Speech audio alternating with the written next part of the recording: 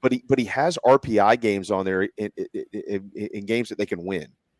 And so, like, you've got, I mentioned USC Upstate, but then you've got Virginia Tech, probably probably a little bit of a better program than you right now, but it is a team that you certainly can beat.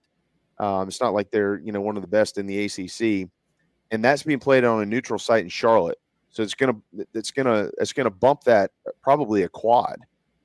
If you win, Yeah. lose, they have a lot of those on there.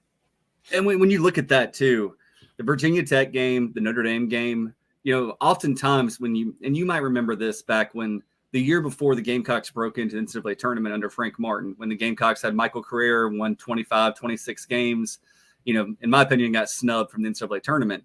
But they had wins against some name programs that had down years. Yeah. Now, we didn't have the net in the way the net is right now back then. It was still, largely functioning on RPI, and the net was kind of breaking into, mainstream how you rate and judge teams. But now when you look at the Virginia Tech game on a neutral, that bumps it up a quad. Virginia Tech's going to have an amazing strength of schedule because they're playing in the ACC. So that's going to bump them up in the net. Clemson away. You have also have Notre Dame at home. You're kind of catching Notre Dame at a good time because they're going through a coaching transition. They weren't that great last year. They didn't return that much. But I'm just looking at Ken Pomeroy, and if you guys are analytic guys at all, you really have like three main sites. It's Ken Pom, it's Bart Torvik, and Evan Mia.